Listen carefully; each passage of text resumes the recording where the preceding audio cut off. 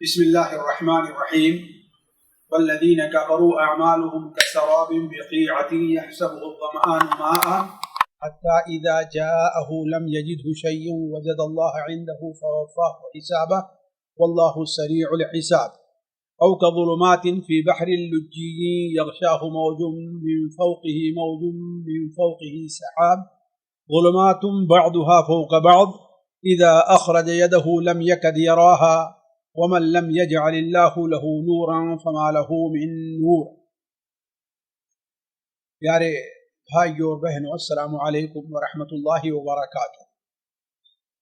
پچھلے چند آیتوں میں اللہ تبارک و تعالی نے اپنے نور سے متعلق گفتگو کی تھی کہ وہ نور کہاں ہے، اس کا فائدہ کیا ہے اور وہ نور کن لوگوں کو دیا جاتا ہے۔ آج کی ابتدائی آیتوں میں یہ اللہ تبارک و تعالی واضح کر رہا ہے کہ اگر اللہ تبارک و تعالی کسی سے اپنا نور چھین لے، یا جس شخص کو اللہ تبارک و تعالی نے نور دیا اور وہ اس نور کی قدر نہیں کرتا ہے، اس نور سے روشنی نہیں حاصل کرتا ہے، تو اس کی کیفیت کیا ہوگی؟ اسی کو اللہ تبارک و تعالی نے دو مثالوں سے واضح کیا ہے۔ ایک مثال پانی کی ہے اور ایک مثال اللہ تبارک و تعالی کے عذاب یعنی آگ کی۔ اور یہ مثالیں دیکھیں گے تو اللہ تبارک و تعالی نے متعدد بار قرآن مجید میں دی ہے، جیسے سورہ بقرہ ہی کے اندر منافقین کی مثال پانی اور آگ سے دی ہے، جس کو امام ابن کثیر رحمہ اللہ نے مائین و نارین سے تعبیر کیا ہے، یعنی ایسی مثال جسے آگ سے تشبیہ دی گئی ہے یا آگ کے عذاب کے تشبیہ دی گئی ہے، اور ایسی مثال جسے پانی سے تشبیہ دی گئی ہے۔ دیکھیے، پہلے ان آیات کو بیان کرنے سے پہلے میں آپ کو بتا دوں کہ ہمارے اور آپ کے مشاہدے میں بھی یہ بات ہے کہ کافر دو قسم کے ہیں، اور یہ بالکل واضح ہے۔ مثال کے طور پر کچھ کافر ایسے ہوتے ہیں جو نیک عمل اپنی عاقبت کے لیے کرتے ہیں، اپنے دین کے طور پر کرتے ہیں وہ عمل، اور کچھ ایسے ہیں کہ جو اس سلسلے میں کوئی عمل نہیں کرتے، ان کی زندگی بالکل حیوانوں اور چوپایوں جیسے ہے کہ اللہ تعالیٰ نے انہیں آنکھ تو دی ہے لیکن دیکھتے نہیں ہیں، اللہ نے انہیں کان تو دیا ہے لیکن سنتے نہیں ہیں، اللہ تبارک و تعالیٰ نے انہیں دل تو دیا ہے لیکن دیکھتے نہیں۔ تو وہ کالانعام بل ہم اضل، وہ چوپایوں جیسے بلکہ چوپایوں سے بڑے گمراہ ہیں۔ یہ دو قسم کے کافر ہمارے اور آپ کے سامنے ہیں۔ ایک وہ ہے جو نیکی کرتا ہے اور اپنے دین کو سمجھتا ہے، بلکہ اس میں سے بہت سے ایسے آپ کو ملیں گے جو اپنے دین کی تبلیغ اس محنت سے کرتے ہیں جس محنت سے ہم اور آپ نہیں کر پاتے، اور دوسرے جو ہیں ان کا حال آپ کو معلوم ہے، کھائے پیے اور مست ہیں، جس طریقے سے حیوان کھایا پیا قضاء حاجت کیا اور بس یہی حالت ان کی ہے۔ تو اللہ تبارک و تعالی نے ان دونوں کافروں کی مثال یہاں پر دی ہے۔ اب دیکھیے اللہ تعالیٰ فرماتا ہے والذین کفروا، یعنی اب تک تو جو مثال تھی وہ کن کی تھی؟ اہل ایمان کی تھی، جو اللہ تبارک و تعالی کے دیے ہوئے نور سے مستفید ہو رہے ہیں۔ والذین کفروا، اور وہ لوگ جن لوگوں نے کفر کیا ہے، یعنی اللہ تبارک و تعالی نے ان کے دل میں فطری طور پر نور تو رکھا، اللہ تبارک و تعالی نے ان کی طرف رسولوں کو تو بھیجا، اللہ تبارک و تعالی نے انہیں اپنے نور کے بارے میں معلومات تو دی، لیکن وہ اس کا انکار کرتے۔ تو والذین کفروا، اور وہ لوگ جنہوں نے کفر کیا، اعمالہم کسراب بقیعۃ یحسبہ الظمآن ماء، یہ ان کافروں کی مثال ہے جو کافر اپنے دین کے مطابق نیک عمل کرتے ہیں، جو اپنے دین کی تبلیغ بھی کرتے ہیں، اپنے دین کی خوبیاں بھی بیان کرتے ہیں اور اس کے لیے لوگوں سے لڑائی بھی کرتے ہیں. تو والذین کفروا اعمالهم کسراب، سراب کا معنی جیسے کہ ہوتا ہے سراب، یہ ہمارے اور آپ کے ہاں عام زبان لفظ بولا جاتا ہے کہ سراب اردو میں بھی استعمال ہے، جس کے معنی کیا ہوتا ہے؟ خیال کے ہوتا ہے، یعنی دور زمین کے اوپر آپ کو ایسا محسوس ہوگا، اور خاص طور پر یہ ہوتا ہے دوپہر کے بعد. آپ اس کا تجربہ کرنے کے لیے عام طور پر ابھی جو نکلیے آپ دوپہر کے بعد اس روڈ کے اوپر، تو دور سے آپ کو ایسا ہی معلوم ہوگا کہیں روڈ کے اوپر پانی پڑا ہوا ہے. یہی ہے چیز سراب ہے، یہی چیز سراب ہے، یعنی دور سے تو پانی دکھائی دیتا ہے. اب یہ بتائیے کہ ایک شخص پیاسا ہو تو اس کی طرف کس قدر لپک کر کے جائے گا، لیکن وہاں پہنچنے کے بعد اس کا حال کیا ہوگا، افسوس کس قدر ہوگا، کیسی ناکامی ہوگی. تو یہی مثال ہے کس کی؟ ان لوگوں کی جنہوں نے کفر کیا ہے. اعمالہم کسراب بقیعہ، ان کے اعمال کی مثال کسراب، اس سراب جیسی ہے،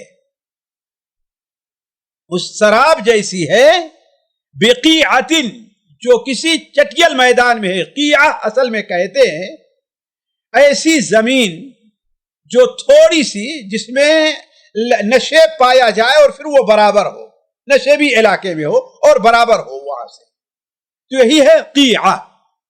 اور قرآن مجید میں یہ اور بھی جگہ استعمال ہے، حدیث کے اندر بھی آیا ہے قیعان، ایسی زمین کے بارے میں جو تھوڑا سا نشیب میں ہے اور وہاں پر پانی وغیرہ کا بھی اہتمام ہے. تو بقیعۃ، ان لوگوں کی مثال جنہوں نے کفر کیا، ان کے اعمال کی مثال اس سراب جیسی ہے جو قیعہ، جو کسی میدان میں ہے. یحسبہ الظمآن ماء، پیاسا گمان کرتا ہے اس کے بارے میں کہ وہ پانی ہے، یعنی اس کی طرف بڑھتا ہے پیاسا، کیسے کہ وہ پانی ہے. حَتَّى إِذَا جَاءَهُ، اور جب وہاں پہنچ جاتا ہے، حَتَّى إِذَا جَاءَهُ، جب وہ اس سراب کے پاس آتا ہے تو لم يَجِدْهُ شَيْئًا، وہاں کوئی چیز نہیں پاتا. یہی مثال ان کافروں کی ہے جو کچھ وہ نیک عمل کر رہے ہیں اپنے طور پر. اللہ تبارک و تعالی ان کے نیکی اگر اللہ کی مخلوق کے ساتھ خیر خواہی کے طور پر ہے تو اللہ تبارک و تعالی ان کی نیکی کا بدلہ اسی دنیا میں انہیں دے دیتا ہے، اور آخرت میں کچھ بھی ان کے نہیں ہے. اور اگر نہیں مخلوق کی خدمت کے طور پر نہیں ہے بلکہ اپنے باطل معبودوں کی عبادت کے طور پر ہے، تو وہ لے کر کے جب اللہ تبارک و تعالیٰ کے پاس جاتا ہے تو اس کی مثال اس سراب جیسی ہے، وہاں پر کوئی نہیں. جیسے کہ اللہ تعالیٰ فرماتا ہے وَقَدِمْنَا إِلَى مَا عَمِلُوا مِنْ عَمَلٍ فَجَعَلْنَاهُ هَبَاءً مَنْثُورًا، ہم اسے ریت کے اڑتے ہوئے ذرات کی طریقے سے کر دیں گے، یعنی جن کا کوئی فائدہ نہیں ہوتا اور پکڑنے والا چاہے تو ان ذرات کو پکڑ بھی نہیں سکتا ہے، اڑتے ہوئے ذرات جو ہیں. تو حتی اذا جاءہ لم یجدہ شیئا، یہاں تک کہ جب وہاں پر پہنچتا ہے تو وہاں پر اسے کوئی چیز ملتی نہیں. ساتھیو، یہیں سے ہمیں اور آپ کو یہ عبرت ہونی چاہیے کہ ہم کوئی بھی کام کریں نیکی کا جس سے اللہ تبارک و تعالیٰ کی رضا جوئی، جس سے رضا جوئی جن اعمال سے ہوتی ہے، تو ان اعمال کو خالص اللہ تبارک و تعالیٰ کے لیے، تاکہ ہم جب اللہ تعالیٰ کے پاس پہنچیں تو وہ سراب کی طرح نہ ہو جائے، اس کی کوئی حیثیت باقی نہ رہے، ایسا نہ ہو. تو لم یجدہ حتی اذا جاءہ، جب وہاں پر یعنی اس سراب کے پاس پہنچتا ہے تو لم یجدہ شیئا، وہاں پر کوئی چیز، اس کو کوئی چیز نہیں پاتا ہے. یعنی شراب کو کوئی چیز، ظاہر بات شراب کوئی چیز ہوتی نہیں، صرف خیال ہوا کرتا ہے. تو یہ جو عمل کیے ہیں وہ اس کے صرف خیالات تھے، اس کی غفلت تھی، اس کو نیک سمجھا ہے کہ ہمارے لیے مفید ہوگا، حالانکہ وہ کچھ مفید نہیں ہے. وَوَجَدَ اللَّهَ عِندَهُ، لیکن وہاں پر اللہ تعالیٰ کو پاتا ہے. ظاہر بات یہ کب ہے؟ مرنے کے بعد ہے. کہ کافر اس دنیا میں جب عمل کر رہا ہے، اسی عمل پر جب اس کا انتقال ہوگا تو مرتے دم تک جو اپنا آگے بڑھ رہا ہے وہ یہ سمجھ رہا ہے کہ ہاں ہم نیک کام کر رہے ہیں، یہ ہمیں آگے چل کر کے فائدہ دے گا، ہمیں سورگ میں لے جائے گا، نرک سے ہم کو بچا لے گا، جہنم سے بچائے گا، جنت کی طرف لے جائے گا. لیکن کیا ہے، وہاں پر جب کچھ نہیں ملتا، البتہ اللہ تبارک و تعالی کو وہاں پر حساب کے لیے موجود پائے. کیا ہوگا؟ فَوَفَّاهُ حِسَابَهُ، تو اللہ تبارک و تعالی اسے اس کا حساب پورا کا پورا دے گا. یعنی اسے اللہ تعالی پورے کے طور پر عذاب دے گا. واللہ سریع الحساب، اور اللہ تبارک و تعالی بہت جلد حساب لینے والا ہے. اللہ تبارک و تعالی کو حساب لینے میں دیر نہیں لگتی. مخلوق کو سوچنا پڑتا ہے، دیری لگتی ہے، لیکن اللہ تبارک و تعالی اتنا سریع الحساب ہے کہ علماء کہتے ہیں کہ اللہ تعالی جس طریقے سے اس دنیا میں ایک ہی وقت میں سارے لوگوں کو روزی دے رہا ہے، ایسے ہی اللہ تعالیٰ اگر چاہے گا تو قیامت کے دن سارے لوگوں کا حساب ایک ساتھ لے لے گا. یہ ہمارے آپ کے تصور سے باہر کی چیز، ہمارے آپ کے تصور سے باہر. ہم سوچ نہیں سکتے کیسے سب کا ایک حساب ایک ساتھ لے لے گا. تو اللہ تعالیٰ کیا ہے؟ سریع الحساب ہے. اللہ تعالیٰ بہت جلد حساب لے لینے والا ہے. تو یہ ان کافروں کی مثال ہے جو کافر اللہ تبارک و تعالی اپنے طور پر یہ سمجھ کر کے نیک عمل کرتے ہیں کہ اللہ تبارک و تعالی ان کے اس نیک عمل سے خوش ہو جائے گا اور اللہ تبارک و تعالی انہیں آخرت میں اچھا بدلہ دے گا، انہیں یہ ملے گا. کیوں؟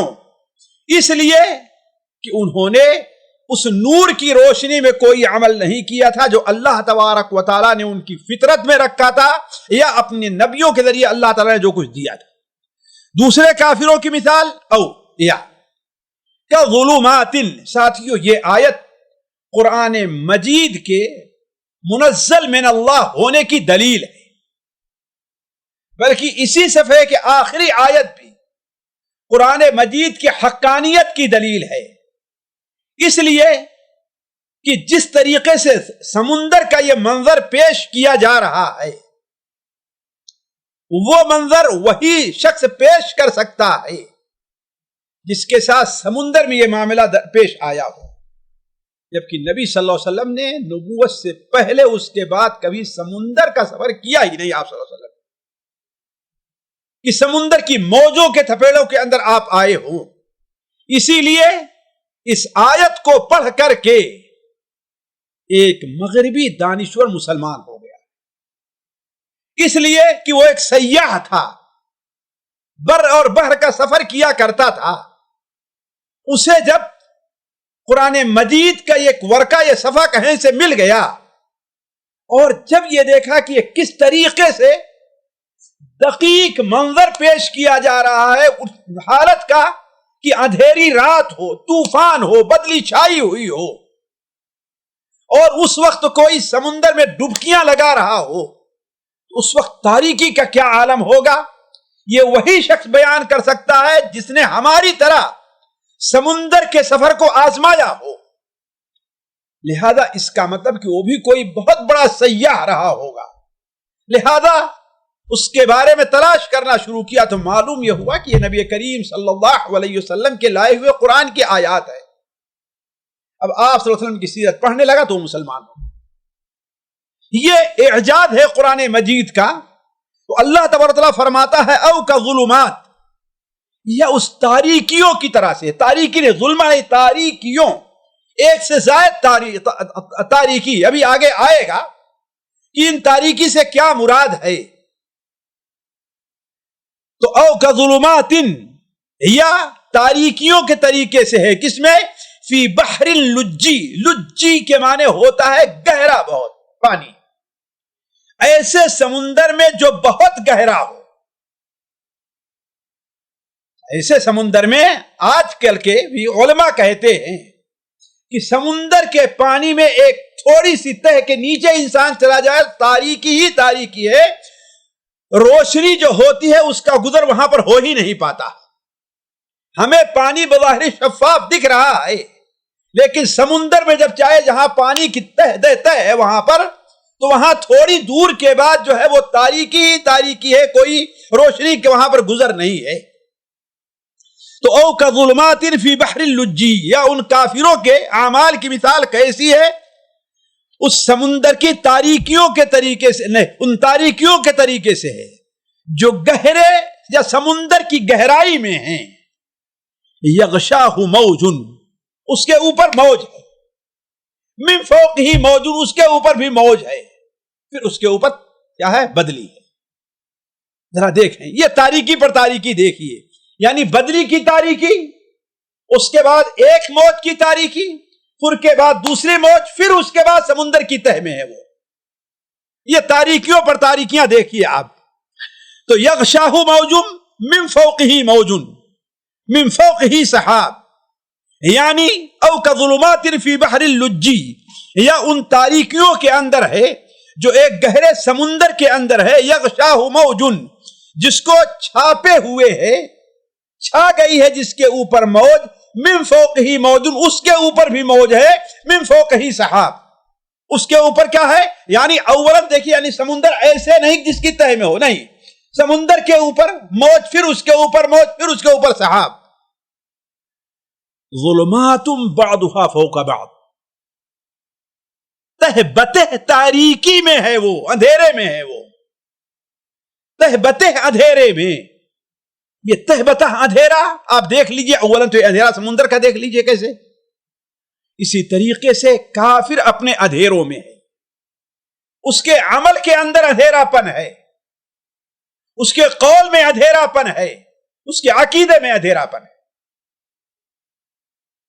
اسی طریقے سے اللہ تبارک و تعالی نے جو ہدایت حاصل کرنے کے لیے جو ظاہری اسباب رکھے ہیں، آنکھ کا، آنکھ ہے لیکن اس سے وہ دیکھتا نہیں، اندھیرا پن ہے، سن کر کے آدمی سمجھے کہ ہاں راستے میں خطرہ ہے یا کیا ہے، وہ بھی نہیں اس کو ہے، یا سوچ کر کے، یہ بھی اندھیرا پن، اندھیروں پن اندھیرا ہے۔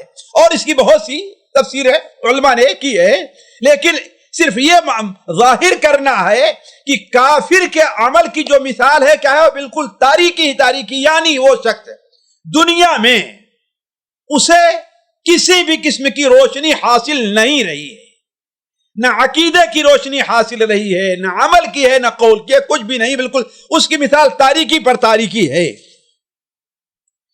اور تاریکی کی کیا کیفیت ہے؟ اذا اخرج یدہ لم یکد یراہا، اگر وہ اپنے ہاتھ کو بھی باہر نکالے تو اس کو دیکھ بھی نہیں سکتا ہے، لم یکد یراہا، اسے دیکھ بھی نہیں سکتا ہے۔ عام طور پر سخت تاریکی کی مثال بیان کرتے ہیں کہ اسے ہاتھ بھی دکھائی نہیں دیتا ہے۔ اس سے مراد کیا ہے ساتھیوں؟ اس لیے کہ انسان کا ہاتھ ہی وہ آلہ ہے جو اس کی آنکھ کے سب سے قریب جا سکتا ہے، اتنا قریب کوئی اور آلہ انسان کے جا نہیں سکتا دیکھنے کے لیے، نہ سر، نہ پیٹ، نہ پیر، کچھ بھی نہیں، سب سے قریب کیا جا سکتا ہے؟ وہ ہاتھ۔ اسی لیے اردو بھی مثال بیان کرتے ہیں کہ اتنی تاریکی تھی، اتنی تاریکی تھی کہ ہاتھ پھیلانے سے بھی نہیں دکھ رہا تھا۔ تو وہی چیز اللہ تعالیٰ بیان فرما رہا ہے، اذا اخرج یدہ لم یکد یراہا، یعنی تاریکی کا حال یہ ہے کہ اگر انسان اپنے ہاتھ کو باہر کرے تو اسے بھی دیکھ نہیں سکتا ہے۔ تو گویا یہ مثال ہے ان کافروں کی جو دنیا کے لیے جیتے ہیں، اللہ تبارک و تعالی کے دیے ہوئے نور سے قطعاً کوئی فائدہ حاصل نہیں کر سکتے، ملحد ہیں، منافق ہیں، یہ ان کا معاملہ ہے۔ اللہ تعالیٰ پھر آگے فرما رہا ہے، وَمَن لَّمْ يَجْعَلِ اللَّهُ لَهُ نُورًا فَمَا لَهُ مِن نُور، اور اللہ تبارک و تعالی جسے نور نہ عطا فرمائے، وَمَن لَّمْ يَجْعَلِ اللَّهُ لَهُ نُورًا، اور اللہ تبارک و تعالی جس کے لیے نور نہ عطا فرمائے، فما لَهُ مِن نور، تو اس کے لیے نور ملنے کی کہیں سے گنجائش نہیں۔ آپ دیکھیں مومنین کے بارے میں اللہ نے فرمایا تھا یہد اللہ لنورہ من یشاء، اللہ تبارک و تعالی اپنے نور سے جس کو چاہتا ہے ہدایت دیتا ہے، اور یہاں پر فرمایا کہ وَمَن لَّمْ يَجْعَلِ اللَّهُ لَهُ نُورًا فَمَا لَهُ مِن نور۔ اس حدیث سے ساتھیوں، اس آیت کے اس ٹکڑے سے ہمیں یہ سبق ملتا ہے کہ ہمیں اللہ تبارک و تعالی سے نور کا سوال کرنا چاہیے۔ ہمارے نبی صلی اللہ علیہ وسلم جب تہجد کے لیے اٹھتے تھے تو اس وقت بھی آپ کی دعا ہوتی اللہم اجعل فی قلبی نورا۔ آپ صلی اللہ علیہ وسلم تہجد پڑھتے تھے تو سجدے کے اندر جو آپ دعا کرتے تھے تو اللہم اجعل فی خلفی نورا فی امامی نورا، پوری جو دعا سجدے میں پڑھنے کی ہے آپ لوگ جانتے ہیں۔ تو ایک مومن کو چاہیے کہ وہ اللہ تبارک و تعالی سے نور کی دعا کرے، کس لیے کہ نور کس سے عطا ہوگا؟ اللہ تبارک و تعالی ہی سے عطا ہوگا، اس کے علاوہ اور کہیں نور ملنے والا نہیں ہے۔ اسی لیے آپ جانتے ہیں کہ سورہ حدید کے اندر جہاں پر اس بات کا ذکر ہے کہ جب قیامت فرمائی ہے، اس کے باوجود بھی وہ اللہ تبارک و تعالیٰ کے دیے ہوئے نور سے روشنی حاصل کرتے ہیں۔ تو اللہ تعالیٰ فرماتا الم ترا، کیا آپ نے نہیں دیکھا؟ یہاں ترا رویت کے معنی میں نہیں ہے، یہاں اصل میں تعلم علم کے معنی میں ہے۔ اور یہ اسلوب ہمارے یہاں کا ہے کہ ہم کہتے ہیں آپ نہیں جانتے، حالانکہ نہیں جانتے بتا رہے ہیں، یعنی گویا یہ ایسی چیز ہے جسے آپ کو جاننا چاہیے۔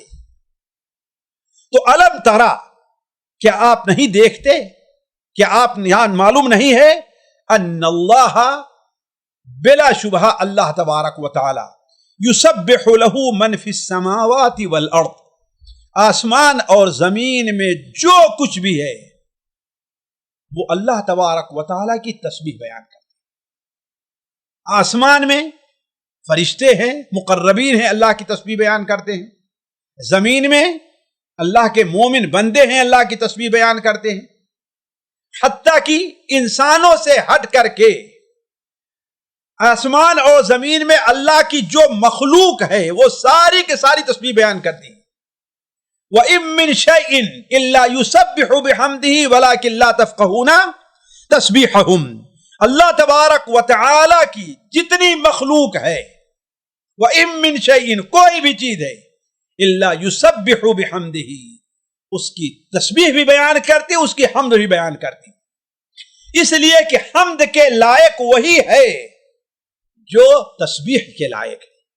تسبیح کے معنی ہے پاک ہونا ہر قسم کے عیوب سے، اپنی ذات کے لحاظ سے بھی عیب سے پاک ہے، اپنے قول کے لحاظ سے بھی عیب سے پاک ہے، اپنے فیصلے کے لحاظ سے بھی عیب سے پاک ہے، اور یہی وہ ذات ہے جو حمد کی حقدار ہے۔ اسی لیے سبحان اللہ و بحمدہ دونوں تقریباً ساتھ میں آتا ہے۔ تو وَإِن مِّن شَيْءٍ إِلَّا يُسَبِّحُ بِحَمْدِهِ، کوئی بھی ایسی چیز نہیں ہے جو اللہ تعالیٰ کی پاکی نہ بیان کرتی ہو، وَلَكِن لَّا تَفْقَهُونَ تَسْبِيحَهُمْ، لیکن تم اللہ تبارک و تعالیٰ کی ان کی تسبیح کو تم سمجھ نہیں پاتے ہو۔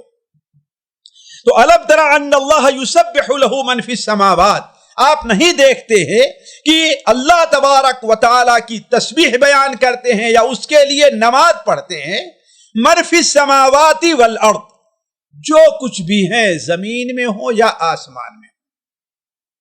بعض علماء نے کہا کہ یہاں تسبیح سے مراد اللہ تبارک و تعالیٰ کی تابعداری ہے، یعنی اللہ تبارک و تعالیٰ نے انہیں جس کام پر لگا دیا ہے وہ کام وہ بڑی مستعدی کے ساتھ کرتے ہیں۔ لہذا اے کافر انسان، اے غافل انسان، تجھے ان سے عبرت لے کر کے تجھے بھی اللہ کی اطاعت کرنی چاہیے۔ لیکن میں سمجھتا ہوں کہ یہ مفہوم ناقص ہے۔ تمام دنیا کی جو مخلوق ہے جیسے لسان حال سے اللہ کی تسبیح کرتی ہے، ویسے ہی لسان قال سے بھی اللہ تعالیٰ کی تسبیح کر رہی ہے، لسان مقال سے بھی اللہ تعالیٰ کی تسبیح کر رہی ہے۔ اسی لیے اللہ تعالیٰ نے کیا بیان فرمایا؟ وَلَٰكِن لَا تَفْقَهُونَ تَسْبِيحَهُمْ، لیکن تم ان کی تسبیح کو سمجھتے نہیں ہو. اور اگر صرف حال کا ہو تو ہر آدمی جانتا ہے کہ اللہ تبارک و تعالیٰ نے سورج کو جس کام پر مسخر کر دیا وہ کام کر رہا ہے، چاند کو جس پر مسخر کر دیا وہ کر رہا ہے، درخت کو جس پر مسخر کر دیا وہ کر رہے ہیں، سمندر کو جس پر مسخر کر دیا وہ کر رہے ہیں. تو وہ لسان حال تو ہے ہی، لیکن اصل تسبیح ایک زبان لسان مقال اللہ نے تسبیح کرنے گویائی کی بھی طاقت فرمائی ہے، لیکن ہم سمجھتے نہیں ہیں. تو الم تر ان اللہ یسبح له من فی السماوات والارض، آسمان اور زمین میں. لیکن آگے اللہ تعالیٰ فرماتا ہے کچھ ایسی چیز بھی ہے جو نہ آسمان میں رہتی ہے نہ زمین میں بھی رہتی. وہ چڑیا ہے، وہ کہاں ہے؟ فضا میں بھی رہتی. اسے اللہ تعالیٰ فرماتا ہے وَالطَّيْرُ صَافَّاتٍ، اور وہ چڑیاں جو آسمان کے اندر اپنے پروں کو پھیلائے ہوئے. چڑیوں کی مثال اللہ تبارک و تعالیٰ نے اس لیے دیا ہے کہ کوئی بھی چیز ہے، حتیٰ کہ جہاز ہے جو چل رہا ہے، ایسے اگر اس کا انجن کام کرنا چھوڑ دے تو وہ نیچے آ جائے. آپ اگر اڑنا شروع کریں، کام کرنا چھوڑ دیں تو نیچے. لیکن چڑیاں اپنے پر کو پھیلا کر کیسے چھوڑ دیتی اور پھر انہیں سمیٹ بھی لیتی ہیں اور دور تک چلی جاتی ہے، وہ گرتی نہیں ہے. یہ اللہ تبارک و تعالیٰ کی دین ہے، اس لیے ان کا ذکر خصوصی طور پر کیا ہے. اور جیسا کہ سورہ ملک میں بھی اس کا ذکر ہے. تو وَالطَّيْرَ صَافَّاتٍ، اور اپنے پیروں کو پھیلائے ہوئے چڑیاں بھی اللہ تبارک و تعالیٰ کی تسبیح بیان کر رہی ہیں. کُلٌّ قَدْ عَلِمَ صَلَاتَهُ وَتَسْبِيحَهُ. کُلٌّ، ایک قرات تو ہے کُلٌّ، اس پر رک جائیں آپ.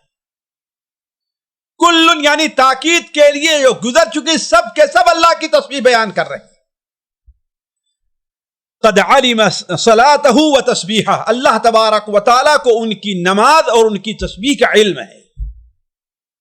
اور دوسری قرات ہے کل قد علم، ان تمام نے اپنی نماز کو اور اپنی تسبیح کو جانا ہے. ساتھیو، یہاں پر ایک بات میں واضح کر دوں، اہل سنت و جماعت کا عقیدہ معتزلہ کے عقیدے سے تھوڑا سا مختلف ہے. معتزلہ اور جن کی ترجمانی کرنے والے اس دنیا میں بھی کچھ ہیں، بعض لوگوں نے تدبر قرآن پر کتابیں بھی لکھی ہیں، ان کا بھی یہ کہنا ہے کہ ان جانوروں کا حساب آخرت میں نہیں ہوگا. کیوں؟ اس لیے کہ ان کے اندر روح نہیں ہے، ان کے اندر نفس پایا جاتا ہے. یہ مسخر ہے، اپنی عقل سے اپنی سمجھ سے کوئی کام نہیں کرتے الا کہ انہیں سمجھایا سکھایا جائے. جبکہ یہ معاملہ قطعاً غلط، 100% غلط ہے. اللہ تعالیٰ فرماتا ہے کل قد علم صلاتہ و تسبیحہ، ان تمام کو اپنی نماز اور تسبیح کا علم ہے. اس کا مطلب کیا ہے؟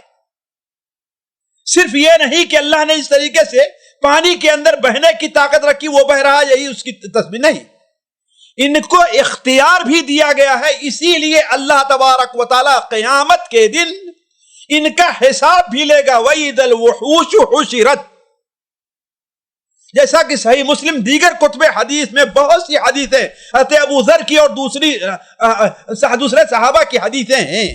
بلکہ حضرت ابو ذر کی حدیث تو بالکل واضح ہے کہ وہ حضرت اللہ کے رسول صاحب جا رہے تھے، دیکھا کہ 2 بکریاں آپس میں لڑ رہی ہیں. اللہ کے رسول صلی اللہ علیہ وسلم حضرت ابو ذر سے پوچھا کہ اے ابو ذر، تمہیں معلوم ہے کہ یہ کیوں لڑ رہی ہیں؟ تو بکر نے کہا اے اللہ کے رسول، ہم کو تو معلوم نہیں. تو آپ نے کیا بیان فرمایا؟ لیکن اللہ تعالیٰ جانتا ہے کہ یہ کیوں لڑ رہی ہیں، اور ان کے درمیان قیامت کے دن اللہ تعالیٰ فیصلہ بھی کرے. تو اگر انہیں کچھ اختیار نہیں ہے تو ان کے فیصلے کرنے کا معنی کیا ہے؟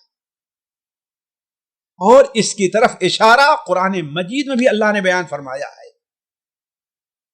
وَيَقُولُ الْكَافِرُ يَا لَيْتَنِي كُنْتُ تُرَابًا، ان حیوانوں کے لیے جنت اور جہنم نہیں ہے، البتہ فیصلہ ہے. اس لیے کہ آپ اگر لاٹھی ماریے، ڈنڈا ماریے، آیا اس کو تکلیف ہوتی ہے کہ نہیں ہوتی ہے؟ آپ اس کو دنیا میں بدلہ نہیں ملا، آپ نے ظلمن مارا ہے کہ حق کے ساتھ مارا ہے؟ تو وہ اللہ جو عادل ہے ان کا بدلہ کہاں دے گا آپ کو؟ آپ سے ان کا بدلہ کیسے لے گا؟ کہاں لے گا؟ وہ قیامت کے دن لے گا۔ اسی لیے حضرت عبداللہ ابن عمر صحابی رسول سے صحیح سند کے ساتھ مروی ہے تفسیر طبری وغیرہ میں کہ اللہ تعالیٰ جب حیوانوں کے درمیان فیصلہ کر دے گا تو اس وقت فرمائے گا کونی ترابا، تو ساری کے ساری کیا ہے؟ مٹی بن جاؤ۔ تو اس وقت کافر بھی کہے گا یا لیتنی کنتو ترابا، کاش کہ میں بھی آج مٹی بن جاتا، میں بھی حیوان ہی بنایا گیا ہوتا، مجھے بھی اللہ چڑیا بنایا ہوتا۔ یہیں سے وہ حکمت سمجھ لیجئے کہ جو بات صحابہ کرام سے منقول ہے، حضرت ابوبکر، حضرت عمر وغیرہ ہے، کاش کہ میں تنکا ہوتا، کاش کہ میں یہ ہوتا، کاش کہ میں یہ ہوتا۔ تو علی کل حال آگے بڑھتے ہیں۔ اللہ تعالیٰ فرماتا ہے کل قد علم صلاتہ و تسبیحہ، ان تمام جانوروں نے اپنی نماز کو اور اپنی تسبیح کو جانا ہے اور اس پر عمل بھی کر رہے ہیں۔ وَاللَّهُ عَلِيمٌ بِمَا يَفْعَلُونَ، اور اللہ تبارک و تعالی علیم ہے، جاننے والا ہے، بما یفعلون، جو وہ کچھ کر رہے ہیں۔ اللہ تبارک و تعالی ہر چیز کا علم ہے، کافر کیا کر رہا ہے، مومن کیا کر رہا ہے، یہ کیا کر رہے ہیں، کس نے، کون ہے جو اللہ تبارک و تعالی نے جو احکام اس کے اوپر رکھے اس کی پابندی کر رہا ہے، کون ہے جو اس کی پابندی نہیں کر رہا ہے، یہ سارا علم اللہ تبارک و تعالی کے پاس ہے۔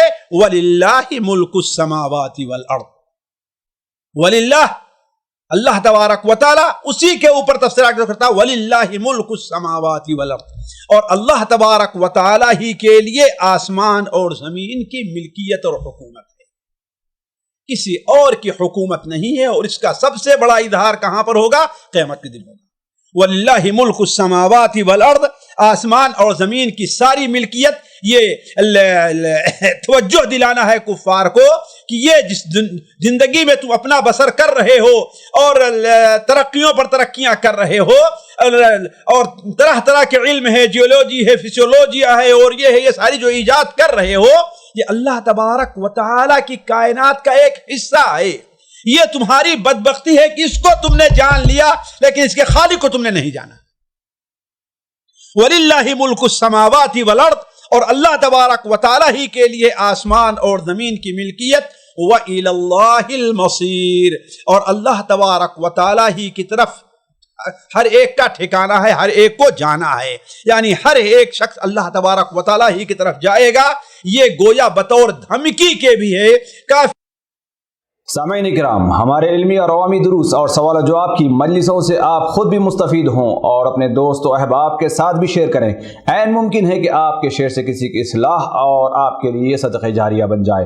واٹس ایپ پر اسلامک میسج حاصل کرنے کے لیے نمبر نوٹ فرمائیں: یعقوب عزیز 00966 5089595707۔ واٹس ایپ سوال جو آپ گروپ میں ایڈ ہونے کے لیے نمبر نوٹ فرمائیں: عبدالسلام عمری 00966 502627 نمبر بھیجتے ہوئے نام اور پتہ ضرور لکھیں۔ اسی طرح ہمارے یوٹیوب چینل اسلامی دعویٰ کو ضرور سبسکرائب کریں تاکہ ہماری ہر نئی اور اہم ویڈیو کی اطلاع آپ کو فوری حاصل ہو جائے۔ تمام دروس، مقالات اور سوال و جواب سیریز کے لیے ہماری مشہور ویب سائٹ www.islamidawah.com کا مشاہدہ کرتے رہیں۔ السلام علیکم ورحمۃ اللہ وبرکاتہ۔